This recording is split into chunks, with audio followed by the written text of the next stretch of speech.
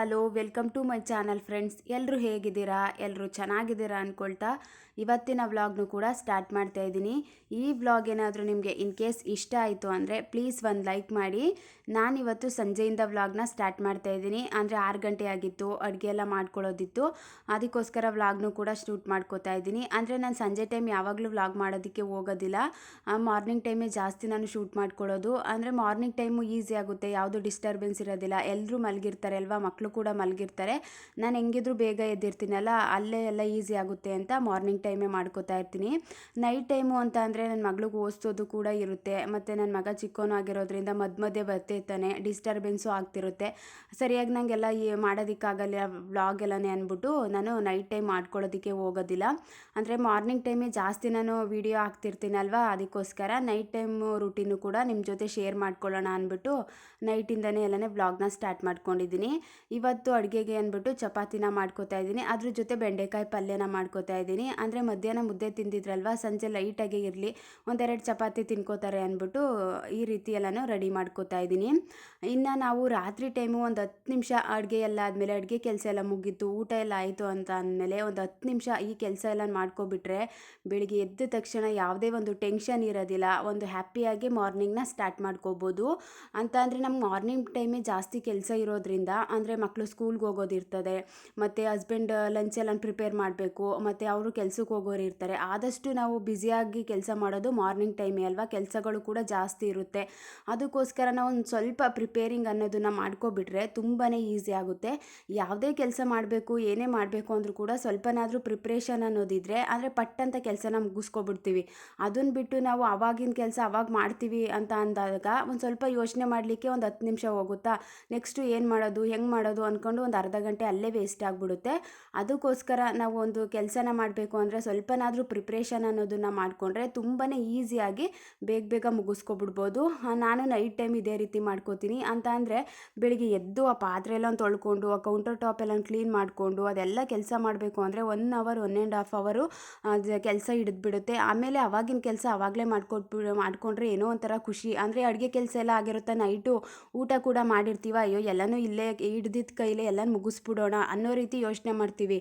ಅದನ್ನು ಬಿಟ್ಟು ಬೆಳಗ್ಗೆಗೆ ಎದ್ದು ಮಾಡ್ಕೊಳ್ಳೋಣ ಅಂತ ಅಂದ್ಕೊಂಡ್ರೆ ಎಷ್ಟು ಒಂಥರ ಬೇಜಾರಾಗ್ಬಿಡುತ್ತೆ ಅಂತ ಅಂದರೆ, ಆ ಪಾತ್ರೆ ಎಲ್ಲ ನೋಡಿಬಿಟ್ರಂತೂ ಸಖತ್ ಒಂಥರ ಬೇಜಾರೇ ಆಗಿಬಿಡುತ್ತೆ. ಮತ್ತು ಅಡುಗೆ ಕೆಲಸ ಮಾಡೋದಕ್ಕೂ ಅಯ್ಯೋ ಏನು ಮಾಡಲಿ ಇವಾಗ ಅಂತ ಅದಕ್ಕೊಂದು ಸ್ವಲ್ಪ ಟೈಮ್ ವೇಸ್ಟ್ ಆಗುತ್ತೆ. ಅದೆಲ್ಲ ಒಂಥರ ಮೂಡೇ ಅಪ್ಸೆಟ್ ಆಗಿಬಿಡುತ್ತೆ. ಆ ರಾತ್ರಿ ಟೈಮೇ ನಾವು ಈ ರೀತಿ ಒಂದು ಸ್ವಲ್ಪ ಪಾತ್ರೆ ಎಲ್ಲ ಕ್ಲೀನ್ ಮಾಡಿಕೊಂಡು, ಆ ಗ್ಯಾಸ್ ಸ್ಟವ್ ಎಲ್ಲ ಒರೆಸ್ಕೊಂಡು, ಆ ಕೌಂಟರ್ ಟಾಪ್ ಎಲ್ಲ ನೀಟಾಗಿ ಒರೆಸ್ಕೊಂಡ್ರೆ ತುಂಬಾ ಈಸಿ ಆಗುತ್ತೆ. ಬೆಳಿಗ್ಗೆ ಎದ್ದ ತಕ್ಷಣ ಅಡುಗೆ ಮನೆಗೆ ಬರೋಕ್ಕೂ ಒಂಥರ ಖುಷಿ ಅನಿಸುತ್ತೆ, ಅಡುಗೆ ಮಾಡೋದಕ್ಕೂ ಒಂದು ಹ್ಯಾಪಿಯಾಗಿ ನಾವು ಸ್ಟಾರ್ಟ್ ಮಾಡ್ಕೋತೀವಿ.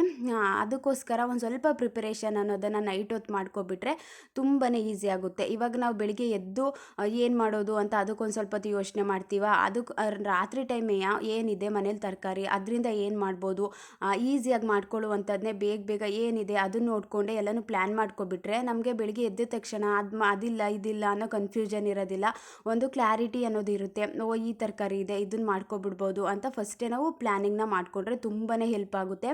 ಅಂದರೆ ಬೆಳಿಗ್ಗೆ ಟೈಮ್ ಏನಿದೆಯೋ ಅದನ್ನೆಲ್ಲ ನೋಡಿಕೊಂಡು ಅಯ್ಯೋ ಏನೋ ಮಾಡೋಕ್ಕೆ ಹೋಗಿ ಯಾವುದೋ ಒಂದು ಮಾಡಿಬಿಡ್ತೀವಿ, ಅಯ್ಯೋ ಅರ್ಜೆಂಟ್ಗೆ ಅತ್ತಾಗ ಇದನ್ನೇ ಮಾಡಿಬಿಡೋಣ ಅನ್ನೋ ರೀತಿ ಆಗಿಬಿಡುತ್ತೆ. ಅದಕ್ಕೋಸ್ಕರ ಸ್ವಲ್ಪನಾದರೂ ಪ್ಲ್ಯಾನಿಂಗ್ ಅನ್ನೋದನ್ನು, ಅಂದರೆ ಲಿಸ್ಟ್ ಅನ್ನೋದನ್ನು ಮಾಡ್ಕೊಬಿಟ್ರೆ ಈಸಿ ಆಗುತ್ತೆ. ಏನಿದೆ ಅದನ್ನು ನೋಡಿಕೊಂಡು, ಯಾವ್ಯಾವ ತರಕಾರಿ ಇದೆ ಅದನ್ನು ನೋಡಿಕೊಂಡು ಲಿಸ್ಟ್ ಅನ್ನೋದನ್ನು ಮಾಡಿಕೊಂಡ್ರೆ ತುಂಬಾ ಈಸಿ ಆಗಿಬಿಡುತ್ತೆ. ಒಂದು ಕನ್ಫ್ಯೂಷನು ಇರೋದಿಲ್ಲ, ಒಂದು ಗಡಿ ಬಿಡಿಲಿ ಕೆಲಸ ಮಾಡಬೇಕು ಅನ್ನೋ ಅವಶ್ಯಕತೆಯೂ ಇರೋದಿಲ್ಲ.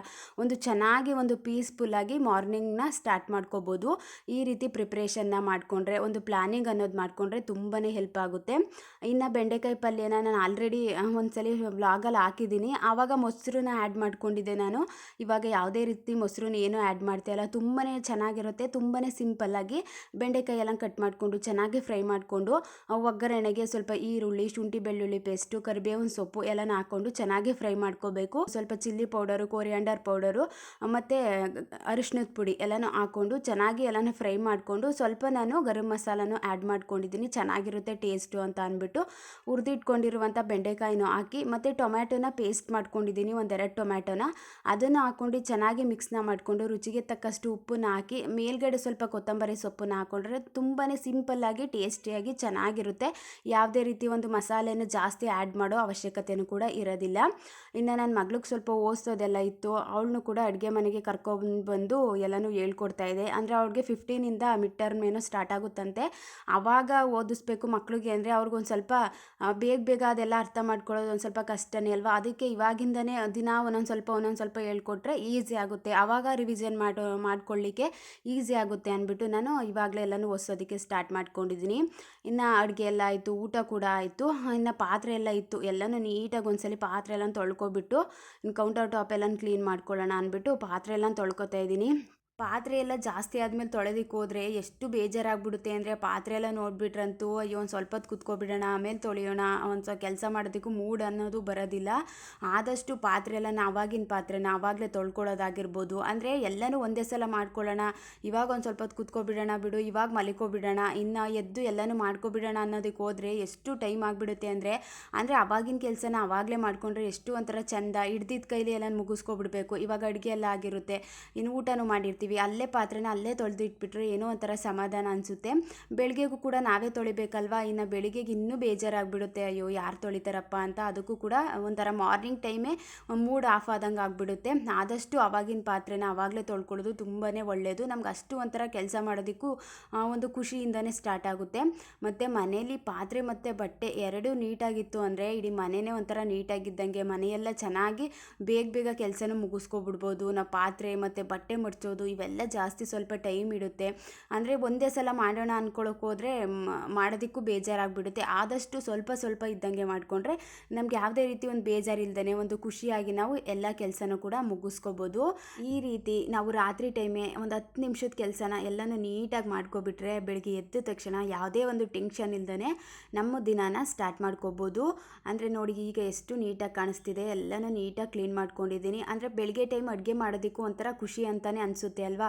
ಎಲ್ಲನೂ ಹಾಗೆ ಇಟ್ಕೊಂಡು ಆ ತರಕಾರಿ ಕಟ್ ಮಾಡೋದಿರೋದಾಗಿರ್ಬೋದು, ಮತ್ತು ಪಾತ್ರೆ ಏನೇನು ಅಡುಗೆ ಮಾಡಿರ್ತೀವಿ ಅದೆಲ್ಲನೂ ನಾವು ಹಾಗೆ ಕೌಂಟರ್ ಟಾಪ್ ಮೇಲೆ ಇಟ್ಕೊಬಿಟ್ರಂತೂ ಸಖತ್ತು ಬೇಜಾರೇ ಅನಿಸ್ಬಿಡುತ್ತೆ. ಅದಕ್ಕೋಸ್ಕರ ಒಂದು 10 ನಿಮಿಷ ಅನಿಸುತ್ತೆ ಕೆಲಸ ಮಾಡೋ ತನಕ. ಅಂದರೆ ಸ್ಟಾರ್ಟ್ ಮಾಡೋ ತನಕ ಸ್ವಲ್ಪ ಅಯ್ಯೋ ಬೆಳಗ್ಗೆಗೆ ಮಾಡ್ಕೊಬಿಡೋಣ ಅಂತ ಅನಿಸುತ್ತೆ.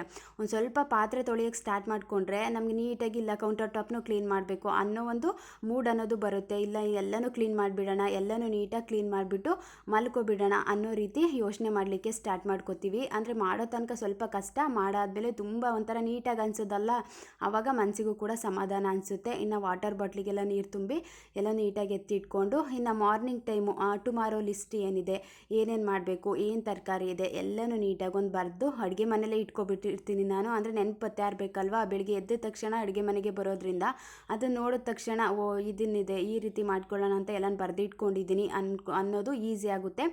ಇವತ್ತಿನ ವ್ಲಾಗ್ ಇಷ್ಟ ಆದರೆ ಒಂದು ಲೈಕ್ ಮಾಡಿ, ಹೊಸ್ದಾಗಿ ಯಾರಾದರೂ ನೋಡ್ತಿದ್ರೆ ಪ್ಲೀಸ್ ಸಬ್ಸ್ಕ್ರೈಬ್ ಮಾಡ್ಕೊಂಡು ನೋಡಿ. Thank you for watching. Next ವಿಡಿಯೋದಲ್ಲಿ ಸಿಗ್ತೀನಿ.